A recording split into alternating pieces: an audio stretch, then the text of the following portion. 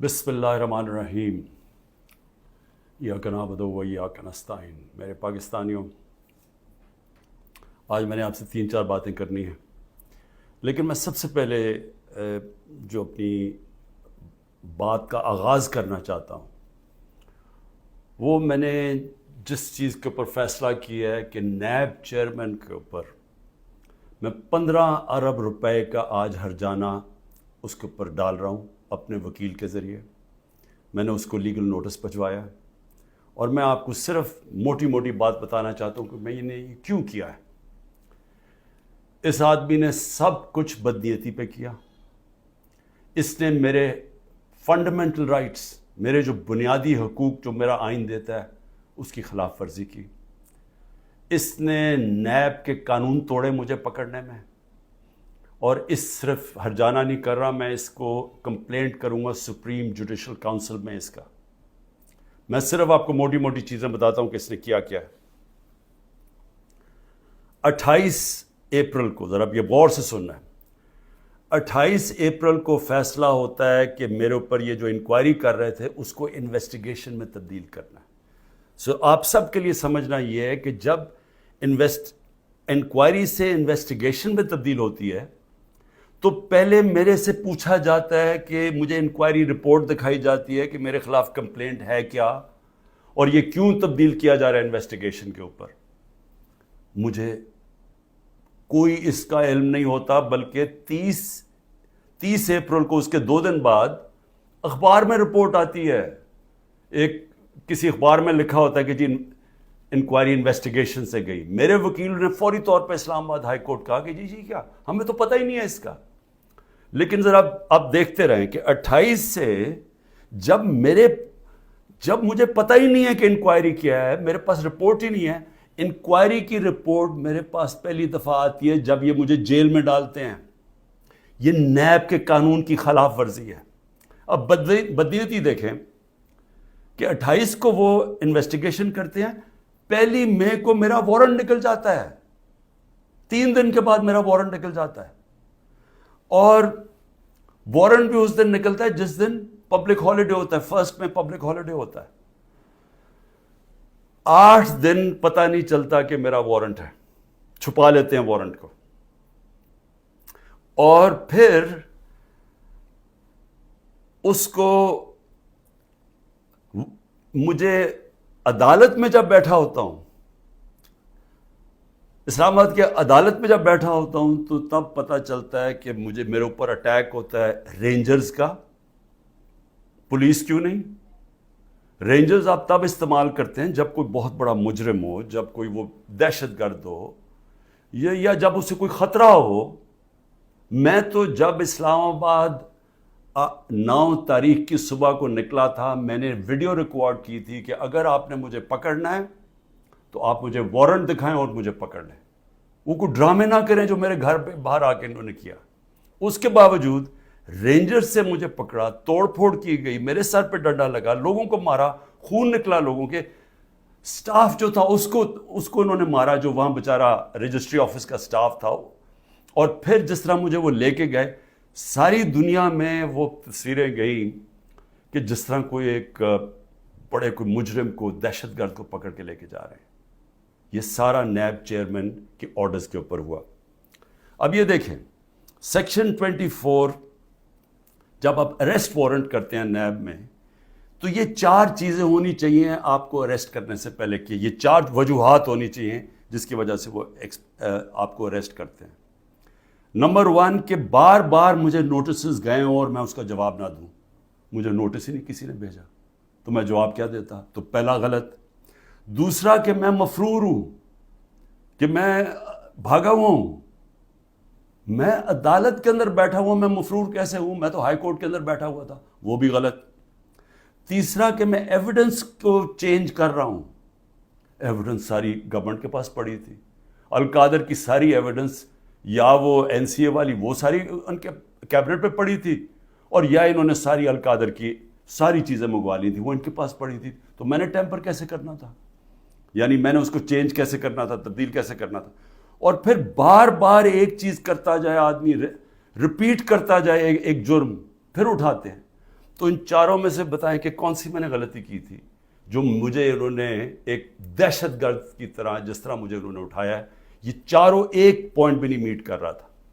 اس کے علاوہ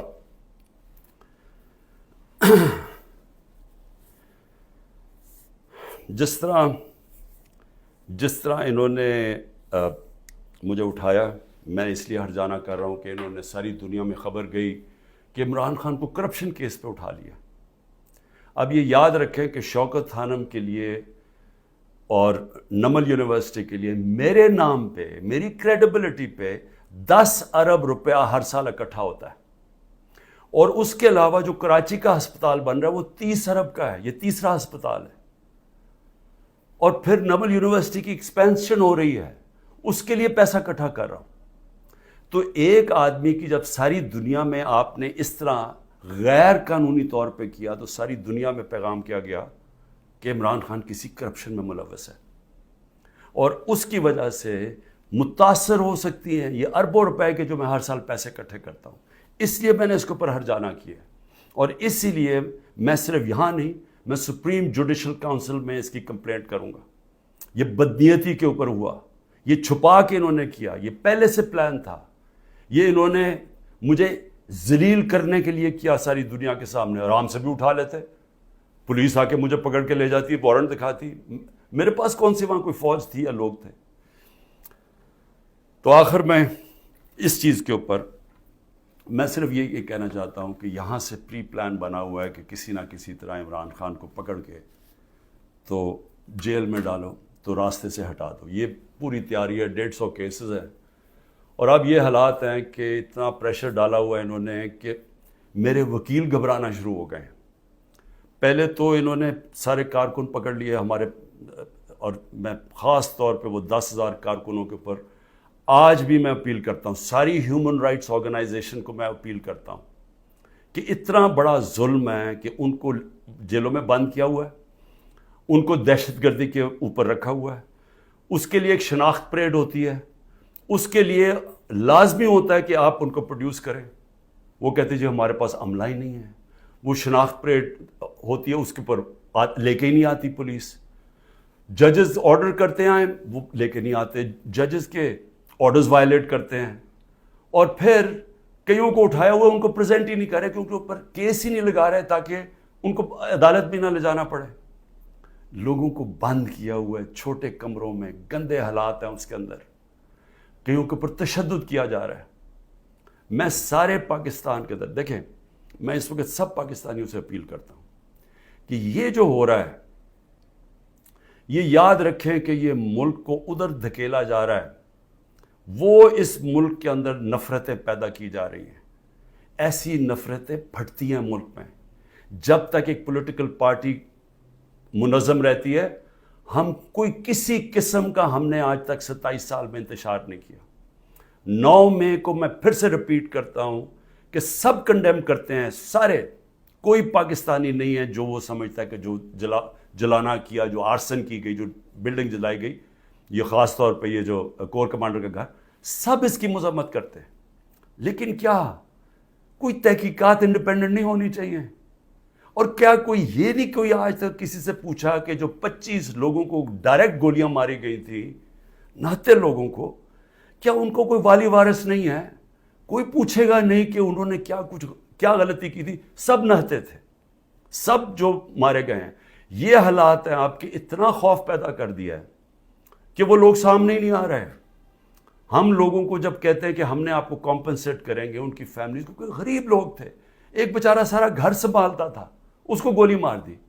وہ اتنے ڈرے ہوئے ہیں ان کے گھر والے لوگ کہ وہ سامنے ہی نہیں آ رہے. اب ایسی فضا پیدا کی ہوئی ہے، چھپے ہوئے ہیں لوگ، کہتے ہیں جی ہم نے سامنے نہیں آنا. اور کارکنوں کا یہ حال ہے کہ ہمیں پتہ ہی نہیں پوری طرح چل رہا کہ کتنے کارکن اندر ہیں، کتنے جیلوں میں، کیونکہ وہ چھپے ہوئے ہیں. ہمیں یہی نہیں پتہ چل رہا کہ اصل میں کتنے لوگوں کو اس دن گولیاں لگی تھی. کیونکہ ہمارے کارکن باہر ہوں گے تو بتائیں گے کیا. باقی یا چھپے ہوئے ہیں یا وہ جیل میں ہیں، اور جیل میں برے حالات کے اندر رکھا گیا. تو میں اس لیے نون لیگ کو بھی آج ایک بات کہنا چاہتا ہوں، اور پیپلز پارٹی کا بھی اور پی ڈی ایم کی پارٹیز کا بھی.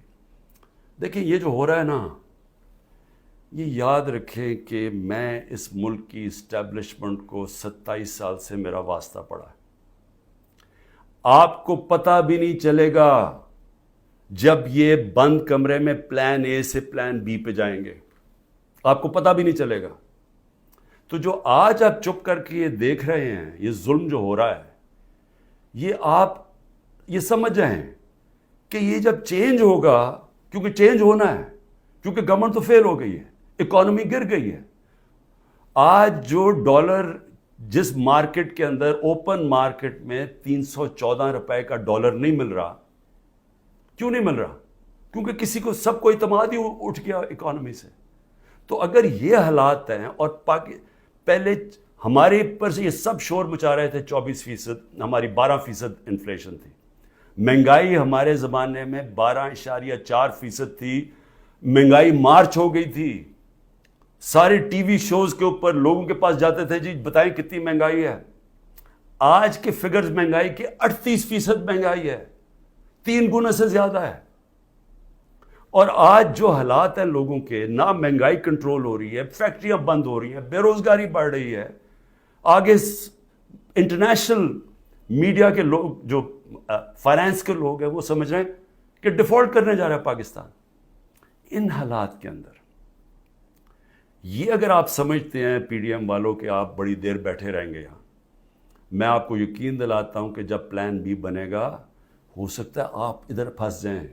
جو آج ہمارے سے ہو رہا ہے ہو سکتا ہے آپ سے بھی یہ ہو.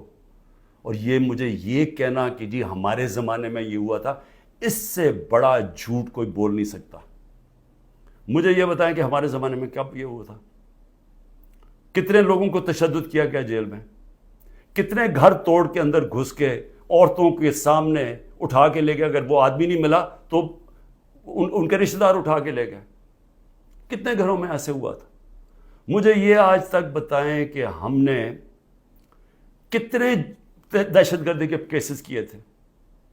مریم نواز نے جا کے جب پتھراؤ کروایا تھا نیب کے اوپر، کتنے دہشت گردی کے کیسز ہوئے تھے. کس کے اوپر اس طرح کے 150 کیسز کیے گئے جو میرے پہ 4 کیسز میرے اوپر کیے گئے ہیں، کرمنل کیسز، جب میں نظر بند تھا 4 دن وہاں نیب جیل میں.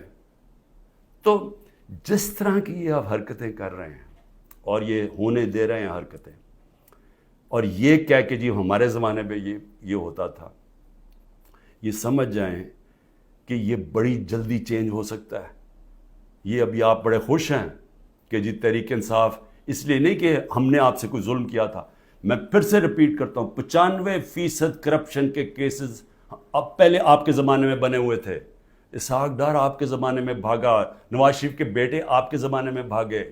یہ جو کیسز بنائے ہوئے تھے یہ سارے آپ کے زمانے میں ہوئے ہیں. صرف پھر سے شہباز شریف کے جو 16 ارب کا ایف آئی کا کیس تھا اور جو نیب کا کیس تھا، وہ ہمارے زمانے میں بنا 8 ارب کا. اور وہ میں آج بھی کہتا ہوں کہ اس سے کلیئر کٹ کیس ہے ہی کوئی نہیں. زمین کے قبضے جو چھڑوائے تھے وہ سارا لینڈ ریکارڈز کے دیکھ کے چھڑوائے تھے. ایک مجھے ادارہ، نہ پولیس آفیسر، کوئی آئی جی، کوئی مجھے آج ایف آئی اے کا آدمی مجھے ایک کہہ دے کہ میں نے کسی کے اوپر کہا کہ انتقامی کارروائی کرو، ایک مجھے بتا دے. کوئی مجھے بتائے جتنی ہم نے بھرتیاں کی ہیں وہ ساری میرٹ کے اوپر کی تھی. کتنے عمران خان کے رشتہ داروں کو امپورٹنٹ جگہوں پہ بیٹھے تھے. اور پھر میڈیا، ذرا میں میڈیا کے اوپر آ جاؤں، کیونکہ میڈیا میں ہمیں بڑی مار پڑی تھی سارا وقت. وہ گورنمنٹ، جس گورنمنٹ نے اس ملک کے اندر کرونا، دنیا مانتی تھی کہ کرونا کا سب سے زیادہ ڈیل اس کو سنبھالا، دنیا مانتی تھی. ہندوستان میں حالات دیکھ لیتے، ارد گرد ایران میں حالات دیکھتے جو ہمارے 2 نیبرز تھے، اور پاکستان میں حالات دیکھتے. اپنے ملک کو جس طرح ہم نے نکالا ہے اور بڑی رسک لے گئے. تو میں آج یہ سوال پوچھتا ہوں کہ ہمارے طرف اخبار اٹھا کے دیکھ لیں، جو ہماری مٹی پلیت کی گئی ہے میڈیا میں. اور ایک کیس ڈال دیجیے رانا ثناء اللہ کے اوپر، وہ ڈرگز کا کیس تھا. رانا ثناء اللہ کا اے این ایف نے کیس کیا تھا، جن کے اوپر ایک میجر جنرل صاحب بیٹھے ہوئے تھے. اور ہم نے کیبنٹ میں جب رانا ثناء اللہ کا کیس آیا، کیبنٹ میں پریزنٹیشن مانگی اس سے کہ کہیں غلط کیس تو نہیں کر دیا. اور انہوں نے ایک فریم بائی فریم بتایا کہ یہ کیسے یہ رانا ثناءاللہ پکڑا گیا تھا منشیات میں نے تو کسی کو نہیں کہا، نہ میری کیبنٹ نے کسی کو کہا. تو اس لیے یہ کہنا کہ آپ کے زمانے میں بھی کچھ تھا، ہمارے زمانے میں کچھ نہیں تھا.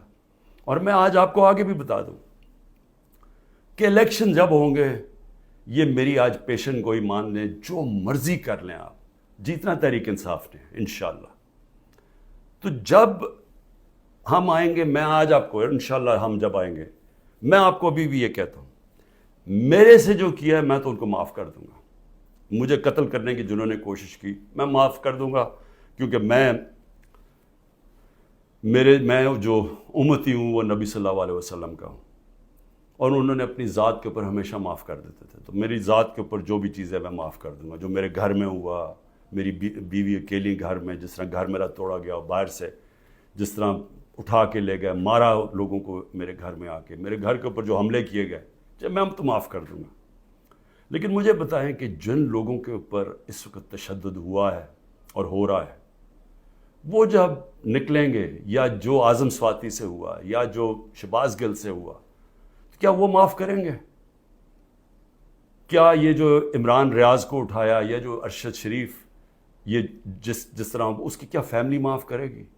کیا یہ جو ورکرز جب نکلیں گے جن کو جانوروں کی طرح رکھا گیا ہے، کیا ان کو پتہ ہے کون کون سے؟ اور پولیس والوں نے زیادہ تر اچھا برتاؤ، ان کی بری رپورٹس نہیں ہیں، نامعلوم افراد نے زیادہ ظلم کیا، لیکن کئی گلو بٹ جو انہوں نے شامل کیے، کیا ان کو معاف کر دیں گے؟ جنہوں نے 25 مئی کو کیا، ہم نے چپ کر کے بیٹھ گئے، ہم نے کسی کو سزا ہی نہیں دی جب 25 مئی کو انہوں نے ظلم کیا تھا.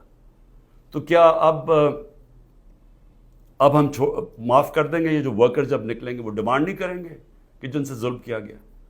تو اتنے انتہا پہ جو آپ لے کے جا رہے ہیں، یہ یاد رکھیں کہ کہیں پلان بی بن گیا تو آپ اسی جگہ پہ پھنس جائیں گے. اور میری میڈیا سے، اب میں پھر میڈیا سے پوچھتا ہوں کہ اب تو انہوں نے مکمل طور پہ عمران خان کا نام ہی اب نہیں لے سکتے اب ٹی وی چینلز پہ، یہ اب نئی چیز ہے. اگر عمران خان کا ٹی وی چینلز پہ نام نہیں لے سکتے تو اب میں سوچ رہا ہوں کہ ٹی وی چینلز پہ گفتگو کیا ہوگی شام کو. میں اور بھی سوچ رہا ہوں کہ اس کا مطلب مریم نواز کی تو اب تقریریں دکھائی نہیں سکیں گے، کیونکہ اس کی تقریر ہی ختم ہو جائے گی اگر اس میں عمران خان کا نام نہ ہوا. یعنی اس طرح سے کیا ملک میں کیا لوگ اتنے بیوقوف ہیں کہ اگر آپ یہ نہیں کریں گے تو اس سے وہ بھول جائیں گے لوگ P T I Imran Khan کو. میں پھر سے آپ سے کہتا ہوں کہ یہ جو لوگوں سے کیا جا رہا ہے، ہمارے لوگوں سے جو میرے سے کیا جا رہا ہے، میں اپنا اس لیے نہیں زیادہ بات کرتا کہ ٹھیک ہے میں تو تیار ہوں ہر چیز کے لیے. پہلے تو رانا ثناءاللہ کہتا ہے کہ عمران خان کی جان کو شدید خطرہ ہے، ٹی وی پہ جا کے کہتا ہے. پھر میرا جو انچارج تھا کرنل عاصم یہاں کا سیکیورٹی کا، اس کو وہ غائب ہو جاتا ہے. جو گاڑیاں جو پروٹیکشن دینے والی جو بلٹ پروف ہیں، وہ سوائے ایک کے باقی ساری وہ 3 جو گاڑیاں تھیں وہ غائب ہو جاتی ہیں، ان کو پکڑ کے امپاؤنڈ کر لیتے ہیں. پھر ارد گرد اس وقت جو ہمارے قریب تھا اس کے پر وارنٹ نکال دیے. تو یہاں خالی پڑا ہوں، میں اکیلا بیٹھا ہوں، 2-3 ہمارے پاس لوگ رہ گئے. اور پھر آتے ہوئے اب لوگ ڈرتے ہیں کیونکہ اگر کوئی یہاں آئے گا تو ان کو ڈر ہے کہ باہر کوئی انفارمنٹس پکڑے جائیں گے، تو وہ بھی آئسولیٹڈ ہوں، وکیل صرف آ سکتے ہیں. لیکن میرا سوال یہ ہے کہ کیا اس سے میں پیچھے ہٹ جاؤں گا؟ اور پھر جو حربے استعمال کیے گئے، مجھے بڑا افسوس ہوا کہ رات میری بھانجی کا خامد، جس کا کوئی تحریک انصاف سے تعلق نہیں ہے، اس کا جو باپ اور فیملی وہ ساری نون لیگ میں ہے، اس کو کل رات اٹھا کے لے گئے. تو ایک بہن کے گھر میں چھاپے مارے ہیں انہوں نے گھر جا کے. تو یہ جو ساری حرکتیں ہیں، کیا اس سے عمران خان پیچھے ہٹ جائے گا؟ اور پھر میں نے ایک کمیٹی بنائی جس میں پرویز خٹک اور اسد کیسر تھے. ان کو دعوت ملی جی کہ ہاں اسٹیبلشمنٹ سے کہ آئیں ہمارے سے بات چیت کریں. وہ ادھر جاتے ہیں، ادھر ان کو سیف ہاؤس میں بٹھا لیتے ہیں. وہ بھی جب تک مجھے خبر آ رہی ہے ابھی وہ سیف ہاؤس میں بیٹھے ہوئے ہیں. انہیں کہہ رہے ہیں کہ تب آپ کو ہم چھوڑیں گے جب آپ یہ کہیں گے کہ ہم تحریک انصاف سے ہم اس کو چھوڑیں، تحریک انصاف اور عمران خان کو. تو اصل میں یہ جب آپ یہ حرکت یہ جو کر رہے ہیں، کیا آپ کو سمجھ ہے کہ آپ لوگوں سے کیا پوچھ رہے ہیں جب آپ کہتے ہیں کہ آپ تحریک انصاف سے علیحدہ ہو رہے ہیں؟ کیا اندازہ ہے کہ یہ کہہ کیا رہے ہیں آپ یہ کہہ رہے ہیں کہ آپ پالیٹکس چھوڑ دیں، کیونکہ جس وقت جو اس وقت تحریک انصاف کو چھوڑے گا، یہ میں آج آپ کو رائٹنگ میں دے رہا ہوں کہ اس کو لوگوں نے ووٹ نہیں ڈالنی. تو جو ہمارے سارے لوگ اتنی مشکلوں کے باوجود ہمارے ساتھ کھڑے ہیں، نظریاتی طور پہ بھی کھڑے ہیں، وہ جو ظلم ہو رہا ہے اس کے اوپر بھی وہ لوگ کھڑے ہو گئے کہ ہم نہیں جاتے. لیکن ان سب کو یہ بھی پتا ہے کہ جو چھوڑے گا اس کی اس وقت پالیٹکس ختم ہو جائے گی. تو یہ جو ان دونوں کو، ہمارے سینئر لوگوں کو، میں نے تو اس لیے کہا تھا کہ بات چیت شروع کریں گے، وہ بات چیت کرنے گیا ان کو ہی بٹھا لیا. تو اس کا مطلب کہ بات چیت نہیں کرنا چاہتے. اس کا مطلب یہ کہ یہاں فیصلہ ہوا ہے بند کمروں میں کہ پارٹی کو ختم کرنا ہے، عمران خان کو اکیلا کر دینا. عمران خان اکیلا ہو چکا ہے. عمران خان کے تو ارد گرد اب کوئی بھی نہیں ہے. نہ میں کسی کو ٹیلی فون کر سکتا ہوں، نہ میں کسی سے بات کر سکتا ہوں، کہ سب چھپے ہوئے ہیں. یا جو میری سینئر لیڈرشپ ہے ان سے مشاورت نہیں کرتے، وہ سارے جیل میں ہیں، یا انہوں نے کہا کہ ہم جی پیچھے ہٹ رہے ہیں، ہم پالیٹکس سے پیچھے ہٹے.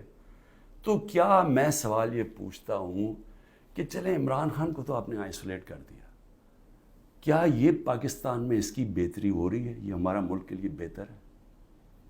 ہماری جو اکانومی بیٹھتی جا رہی ہے، جو غربت بڑھتی جا رہی ہے، بے روزگاری بڑھتی جا رہی ہے، مہنگائی بڑھتی جا رہی ہے، کیا یہ اس سے ٹھیک ہو جائے گی؟ کیا اندازہ نہیں کہ یہ جو بھی سوچ رہے ہیں، جو بھی یہ سوچ ہے اس کے پیچھے، کیا وہ آگے پاکستان کا بھی سوچ رہے ہیں؟ ایک پارٹی جو ملک کی فیڈرل پارٹی ہے، جو اس وقت سارے صوبوں کے اندر ہے اور سب کو اکٹھا رکھ سکتی ہے، جب اس پارٹی کو توڑنے کی کوشش کی جا رہی ہے اور اس کے لیڈر کو ختم کرنے کی کوشش کی جا رہی ہے، کیا یہ پاکستان میں اس کی بہتری ہے؟ ہمارے ملک کی بہتری ہے اس میں؟ کیا ہم یہ نہیں سمجھتے کہ کوئی اسٹیبلشمنٹ آج تک ملک کو اکٹھا نہیں رکھ سکی؟ جو ہماری طرح کا ملک ہو، جدھر مختلف صوبے ہوں، مختلف زبانیں ہوں، جب جس طرح کے یہ حالات کیے جا رہے ہیں، یہ پاکستان سے دشمنی ہو رہی ہے. کیا عمران خان کو اب غدار کہہ کے وہ مان جائے گی؟ لوگ غدار قوم مان جائے گی؟ کیا اندازہ نہیں ہے کہ پبلک اوپینین ہوتا کیا ہے؟ میں گراؤنڈ پہ، میں نے 27 سال گراؤنڈ سے پارٹی بنائی ہے. میں نے کبھی کسی کو ڈیڈی کہہ کے کسی کی ڈکٹیٹر کی کیبنٹ میں نہیں بیٹھا 8 سال پہلے اور پھر پالیٹکس میں آیا، یا میں کسی کی چھت کے اوپر سریے لگاتے لگاتے میں چیف منسٹر نہیں بنا. میں نے زیرو سے پارٹی شروع کر کے یہاں پہنچا ہوں. میں پبلک اوپینین کو جانتا ہوں. جس نے پبلک اوپینین کے اوپر آیا پاور میں، وہ جانتا ہے، وہ سمجھتا ہے.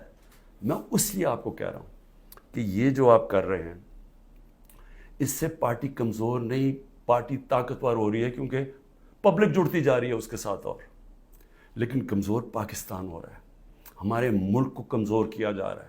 ہماری معیشت جب کمزور ہوتی ہے تو سارا ملک کمزور ہو جاتا ہے. اور سب سے بڑی بات کہ پالیٹکس کو فریگمنٹ کیا جا رہا ہے. جو پلان مجھے نظر آ رہا ہے وہ یہ ہے کہ ہر پارٹی کو چھوٹی چھوٹی ان کے ووٹیں دے دیں، اور پھر وہ ساروں کو اکٹھا کر کے جب آپ بٹھائیں گے تو سمجھیں گے کہ وہ کمزور قسم کی حکومت ہوگی جو کنٹرول ہو سکتی ہے پیچھے سے. تو یہ تو ملک کی تباہی ہے. ملک کی اس وقت ریکوائرمنٹ ہے، جو معاشی تباہی مچ چکی ہے ملک میں، جو ملک جدھر جا کے کھڑا ہو گیا. آپ کو تو وہ ایک گورنمنٹ چاہیے جس کو پبلک، جس کے پیچھے کھڑے ہو، پبلک کا مینڈیٹ ہو جس کے پیچھے، جو کہ پھر ملک کو اکٹھا بھی کر سکے اور مشکل فیصلے کر سکے. اور مشکل فیصلے کیا ہوتے ہیں؟ ملک کو ری اسٹرکچر کر سکے، گورننس سسٹم ٹھیک کر سکے، رول آف لا لے کے آئے پاکستان میں، وہ انویسٹمنٹ کی انوائرمنٹ بنائے تاکہ انویسٹمنٹ تو آنی شروع ہو. اور تو چھوڑے بیرون ملک پاکستانی سب سے بڑا اثاثہ ہے. جس وقت ہم نے ملک میں قانون کی حکمرانی کی، ان کی انویسٹمنٹ آ جائے گی. لیکن یہ تو اس کو دوسری طرف جا رہے ہیں. اس میں تو پاکستان میں امید ہی ختم کرتے جا رہے ہیں. اور میں آخر اپنی بات ختم کرتا ہوں اپنے ورکرز کے لیے. کہتے ہیں کہ جتنے بھی میرے ورکرز ہیں، وہ جس طرح بھی میری ان تک آواز جائے.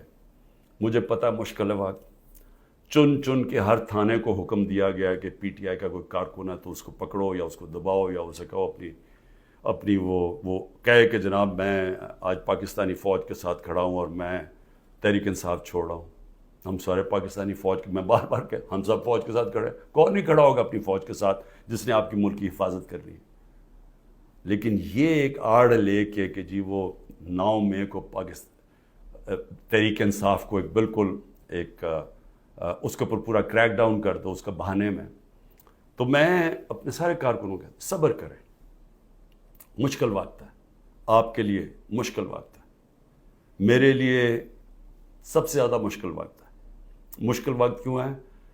کیونکہ سارا دباؤ انہوں نے میرے پر ڈالا ہوا ہے۔